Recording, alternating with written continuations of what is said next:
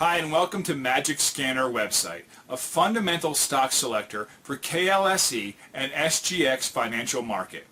You're about to learn the secrets to raking in double to triple digit return per annum in trading or investing, no matter how much time you've had to prepare. It doesn't matter if you've never had any past experience or education, this Magic Scanner will tell you everything you need to know without spending too much brain power. This is unlike any tool you'll find out there. It's the edge that most analysts and fund managers want or have. Go ahead and get yours now.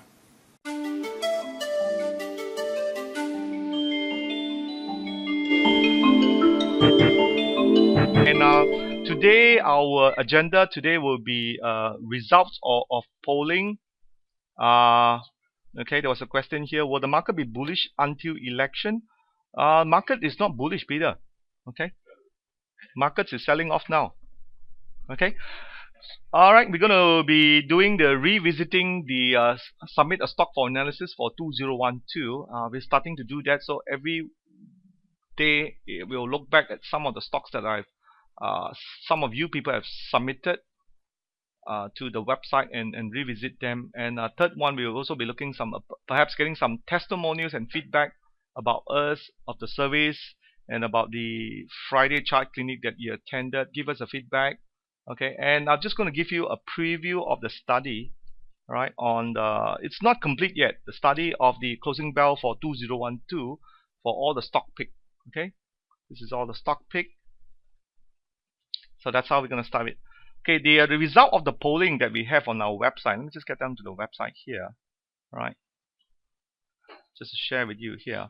We have noticed that's about last Friday. Okay. I don't know you remember this. I asked everybody to poll in if what method do you use to invest or trade. Everybody. Well, if it's a 50-50%, then you use 50% technical analysis, and another 50% will be based on fundamental. So technical analysis, we are looking at perhaps using price and volume, or using some aspect of moving average, anything that do with the of the technical side of it, or perhaps looking at foreign funds.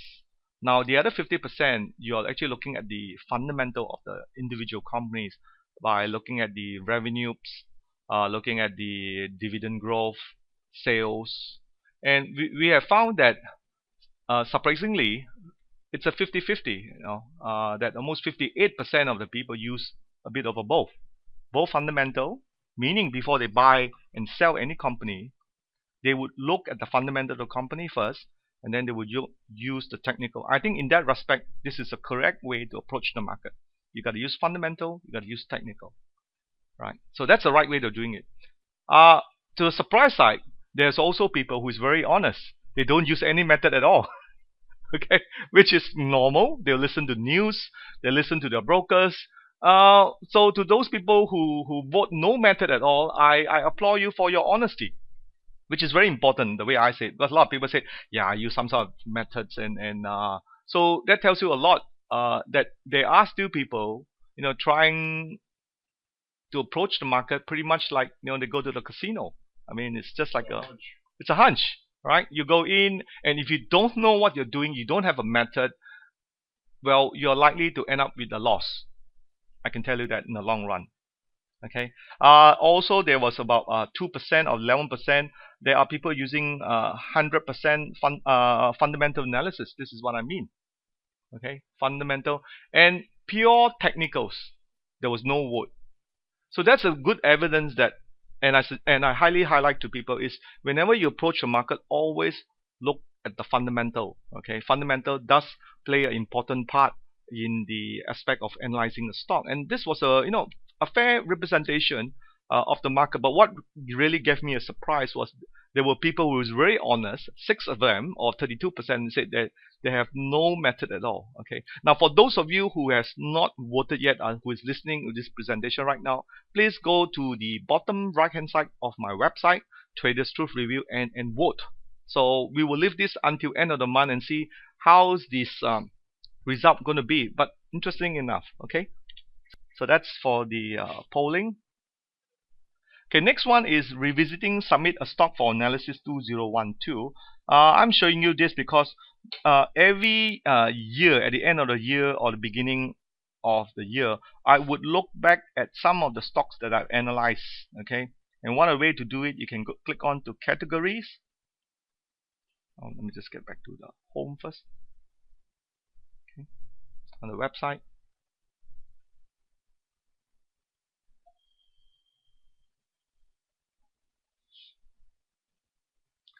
Click here. Okay, and you can see chart of the week revisit. Okay, so what I'm basically doing here is to look back at the stocks that I analyzed back in 2011 and really revisiting them again, right? I think I've done one last week. You can see this is Kenju, right? Maxis also on the 5th of March. This is sorted out, and this one here. So if I go back again to I think on Tuesday, so the posting will be done on afternoon 3 o'clock, that are revisiting some of the stocks that people submit to me. I'll give you an example here. Okay, this is the first one. Okay, you can see that. Let me just click on this one. Pet Gas was submitted to me on 31st of January 2012. So at that time, the analysis was made. Okay, at this time in here, if you click back, this is my posting. I can open up a new page just to show you what I talk about that.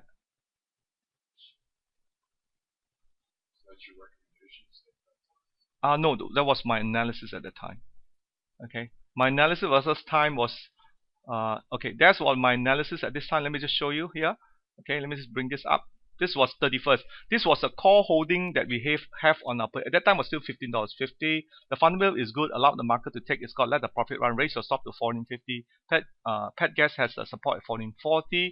That was on January. Okay, so fast forward to today. All right, that was at 15.50. It went up to eventually $19. We did, and let me just told you that it hit $20, but since then we took profit around $18.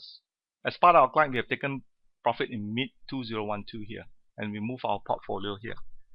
Okay, so this process that we are doing is to review how we look at our charts early in the year and whether we are right or wrong going forward. The whole point is that we continuously want to review back our notes, our trading records, our investing records, to see where we are and whether we are spot on. So for the first one, for this year, Pet Gas has definitely done very well. You could see there was really 1850. There was a support here. So that tells us about a lot of time we really need to let the profit take its place and let it run. Now this was January 2013, and this was January 2012. You see that market has gone higher.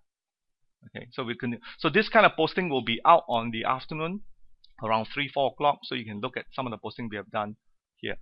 Okay. Any questions so far?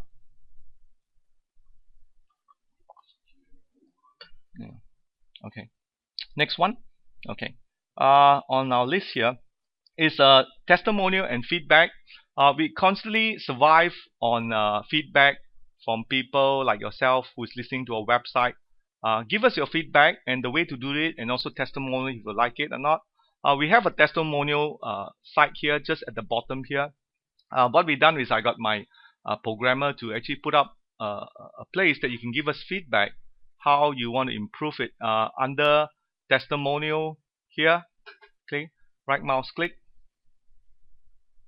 Our Bill is here already, our US correspondent, and Steve is here too. Okay, so this is the feedback. You give us your email and your subject, and if you do, I appreciate it. Give us a feedback. These are some of the testimonials that we have earlier on. You can read them all about it, about our website, our courses, and we hope you can give us some more feedback. You submit your feedback email under Give Testimonial, and you just click on Submit. Can you do that for us? For the people listening, we'll put your feedback and testimonial, how you feel about our website, and how we can move on to give you a better service. Okay, I'd like to have some answers. Is that okay, people? Give us a feedback. 10 minutes guide to Yeah, you can get one from it. Yeah, I got that one. All right, now our feedback from Bill. You ready, Bill? Okay, yeah, Bill is going to give you an update and as well as a bit on gold too. Here you go, Bill.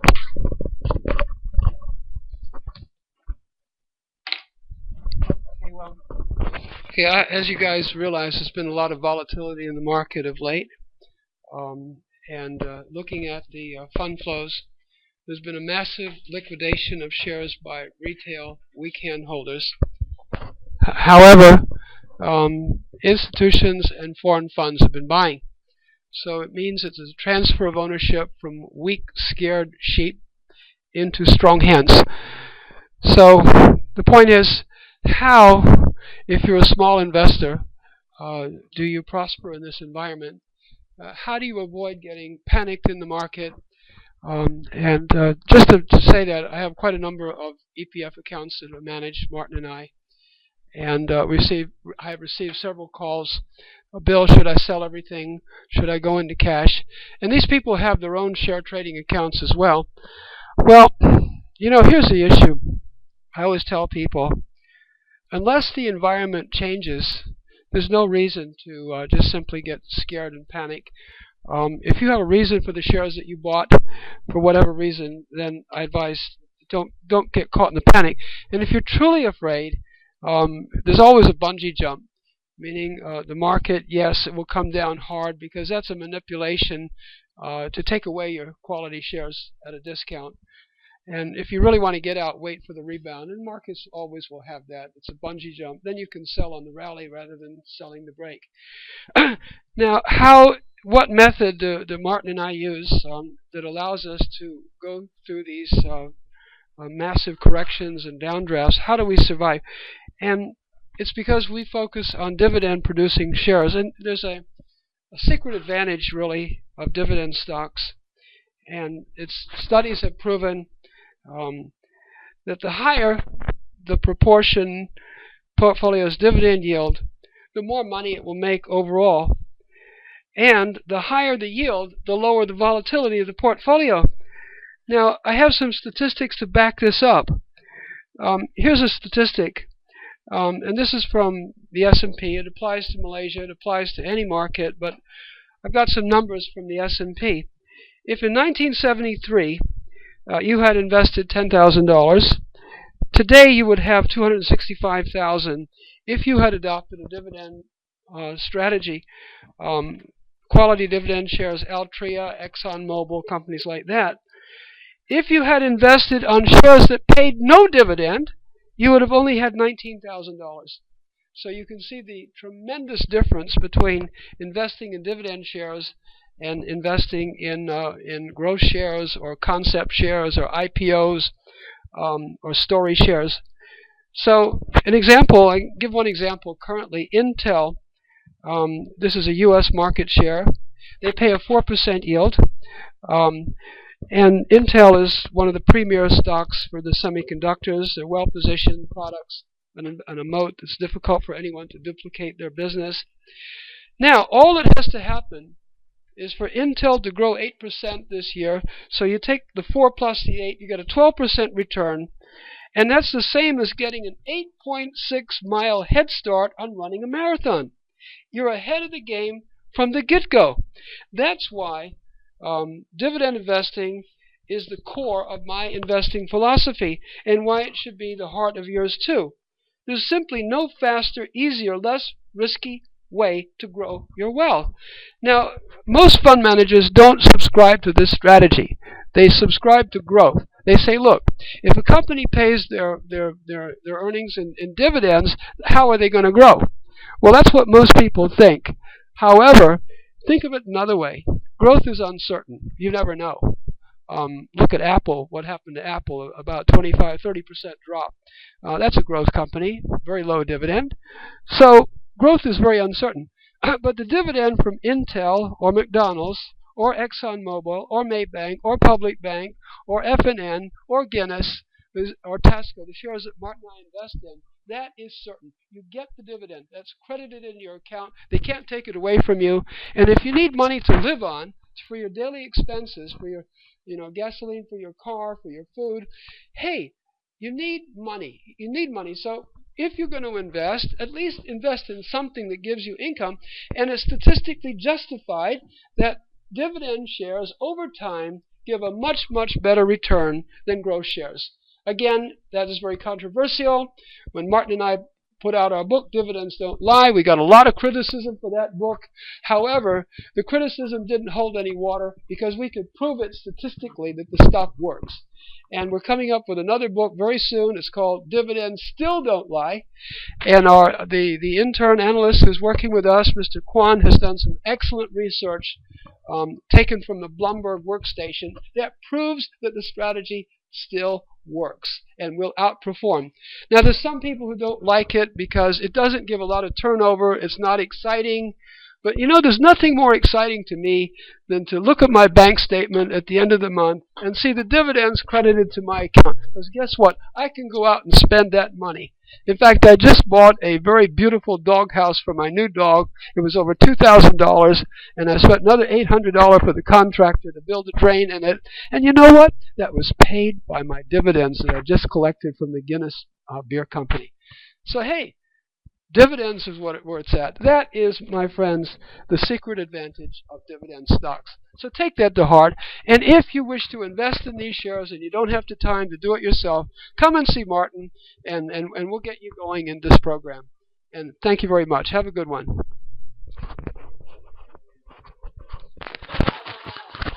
All right, thanks a lot, Bill. Okay, so in all respect, we did say that the dividend investing has been our theme for the last 9 years, and you could see that we are averaging about 10-12% on that. Now, moving along from that, I want to show you is the closing bell 2012 stock pick. This is the preliminary study that I have. How was the stock pick that we have? Now, you all know that every this is a chart that I want to show you. Every closing bell that we do on every Friday, which is around the 4:30, we'll pick 2 Malaysian stocks and 1 Singapore stock starting of July. So these are the results that we have. You could see here since April, what are the stock we picked. Notion VTech, Century on the 6th of April, 13th of April was Post and Padini. Now, this is very, very interesting, the results here, but we won't have time to go through it. I'm in the midst of completing this results and probably make it available to our premium members. But basically what we're trying to see, that the percentage of returns that you see here, really move a range between up to 50% return to minus 23%. And how we go is this first mark is the first week. If you bought it in the first week after the stock was recommended, this is how much you have made. Second week, right? Third week, you can see it here. Fourth week, 6th week, 8 weeks, and 12 weeks. So we have found, interesting enough, the best time to exit your trade is actually 3 months. Right?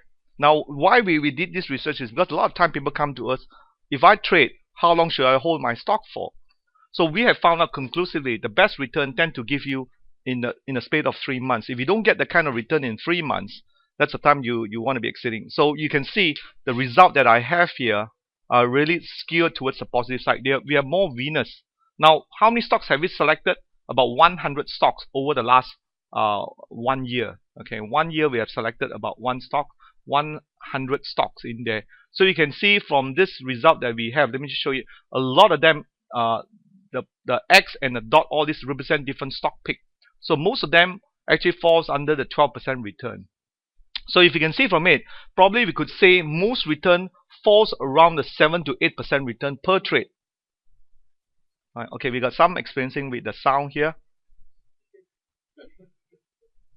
Right. So why we want to say this? Because we find that there are almost 100 trades that's been made. And if you made 1 trade that didn't make money, you could just have bought one of these stocks over on the downside in here. So that's why it's important that to pick stocks that have some criteria in it, either on strength of the balance sheet or strength of the company with volume spread analysis, right?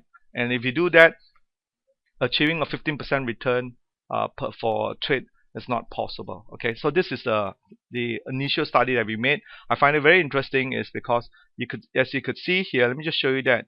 Right, you could see more greens, meaning there are more trades being made. Here hasn't been done yet. This is all the green trades. Some about 10%, 15% trade in here. Of course, highest here was 40% return in a span of how many months? 3 months. Okay, so if you buy a stock and hold it for 3 days and hope to make a 30% return, it's going to be tough. That's my message to you all. Okay, do you all get what I'm just trying to say here? I'd like some feedback.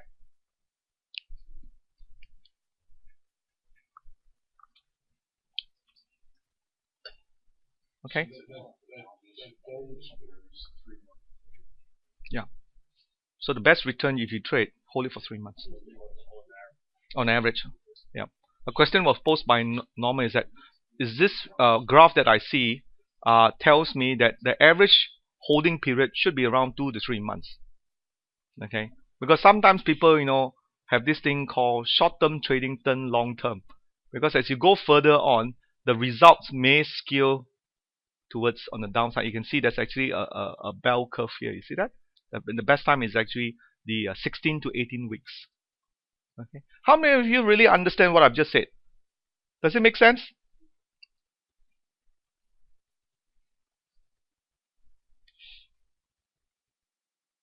Okay. Any? Seems like it starts, bad things start happening. Yeah, that's right. That point on one. So after the 3 months and the 4 months. Okay. Does that make sense? Okay. Okay. Okay, what's a bell curve? What's a bell curve? Well, a bell curve basically is a normal distribution where we could say the mean of a sample falls towards the average. Okay, I mean there's a lot of way to say, but what I'm trying to say, if you look at a bell curve, an average height for most people will be around the 5 feet. So if you look at it, a bell curve for the samples of all the trades, it falls into the 16 to 18 weeks just from eyeballing. But once this report is completed, hopefully in the next 2 weeks, I'll probably present this to the group here to tell you how was the closing break for 2012. Yeah. Okay, we probably do it the next traders club for that one. Okay, so that's all I have for my preliminary studies that I've done, and I'm just going to go to the next agenda here, which is the stock analysis. Okay, the first one will be P and O. Okay, P and O.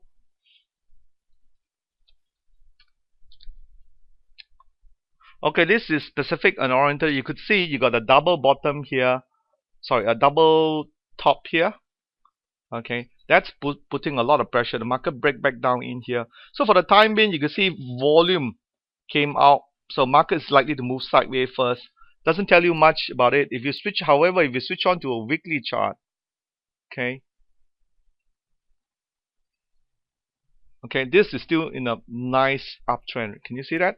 A very beautiful uptrend here, right? Let the profit run. As I said before, if you understand what I've just said earlier on my report, a lot of times you need to hold. Now imagine if you've gone in May, right? What is the average holding period? We're talking about 3 months, isn't it? So you got in May, you exited in August. That's 3 months, right? You would have made that nice juicy return. Now remember, if you are trading, you want to get the best possible up run that you can. You don't want to be holding up. Unless you're investing, you want to let this run. So that's the real difference between trading and investing. Is if you are investing, you want to be holding a good dividend stock and letting the profit run as long as possible to reduce your transaction costs. Okay, next one on the list is the 6327, which is TradeWin. 6372. Oh, I think I got the wrong number. 6327. I got it. 6327. Okay, TradeWin is very nice. It's holding up nicely in here. This is a nice one in here. As I said before, this is likely to recover in a longer period. You can see this is forming a bull stop loss, have it around maybe 375 in here. If it's ready to move higher, and like it or not, trade wind plantation, it's a stock that actually corresponds with the palm oil. Now, if you are bearish with the palm oil, don't hold trade wind. But if you're bullish on the palm oil plantation, this is going to recover.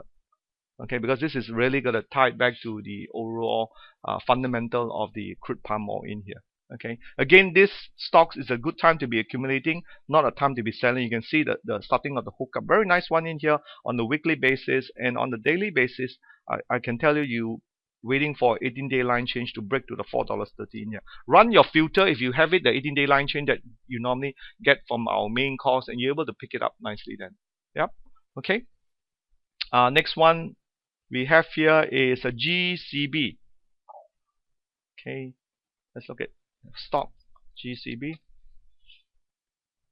Now GCB on the stock wise, market has started to move sideways already. Now it's the downtrend has sort of broken up, but however, this is not a determinant that it will ready to move upside. Today it gaps up nicely in here. If you're holding it, don't sell first. But if you're buying, there's very little edge going higher from here. You got to wait for the market to test it a bit, 155 to break to 181 in here, right? I don't see any evidence other than maybe a retest back at 171 if you want to get in here. All right. Most of the time, what price did you buy this at? Okay, Henry, did you bought this? Okay, let me know what price. I think most likely most people buy it around the 190 level here. Okay, this.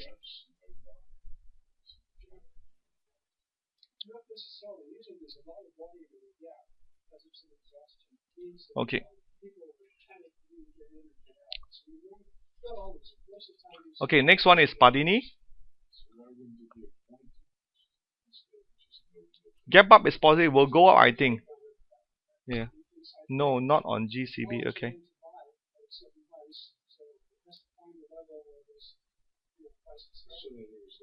Okay, on Padini, I will answer your question. On Padini's side, you will see that the market has actually break down in here. Looks like it's going to be moving a sideways market. The congestion here. Market doesn't like anything that breaks below the 200 moving average. Having said that, it will try to retest back at 190 in here. If you're trading this stock, there's very little edge. You might want to cut on and move on because market's still not ready yet. But if you're investing, they may be a good stock to look at. Again, you got to determine what you are entering in for. This is doesn't give you any edge at all. It has to be above the 200 moving average if you want to get this. Okay, Catherine have a question here. Gap up is positive, will go up. I think it depends. Normally, if you see gap up from a stage 1, that will be good. But if it's a gap up at a stage 3, then it's likely to be a distribution. So you got to see it from a chart wise, looking at the market dynamics. And this one, if you can see it from a volume spread analysis, it's able to tell you that. Okay. Anu has the question is when you have a stock that have negative return, do you cut them off? Again, it depends what stages of the market is and looking at the fundamental. If it's if it does go through a bad phase, in the sense that if you're trading it, just like I have it here. Let me go back to my feedback here. The stocks to study. This is a good way. Okay, you can see there are some of them. Okay, if you study that, they went through negative, right? But it does turn back a positive. But having said that, if it gone down a negative to a certain level, right, it doesn't come back one normally. If it goes beyond the 15%, I don't think it's going to be coming back. Based on the statistics that I'm working in it. So, can you send me some information how to spot stages of the market? Now, the spot new stages of the market we actually teach in our main course. We spend a whole day on that one. The volume spread analysis book that Richard Wyckoff, this book also has it there too. You can actually look at the Master the Market book, which you can download it from a premium standpoint. Okay, because a lot of things that we can't talk about it, we normally do it in our 3-day course for that one. Okay, was a Monday dip to foreign selling? EPF sold some PBN shares. Yes. Now, Philip, to answer your question, EPF actually caused the Monday selling. If you look from now, or I will update you this on the yes, yes. I will, Philip. If you're a premium subscriber, right, Philip? So I'll update you on the closing bell today at the 4:30, because this Friday chart cleaning session is not so much for the market outlook. The market outlook, I'll keep it to the evening session for that one. You can log in and listen to what I have to say for that one. Okay. Okay. Any more stocks before we end our session now? Okay, we are coming to half an hour now. I'm going to keep it short. Any more stocks? What's volume?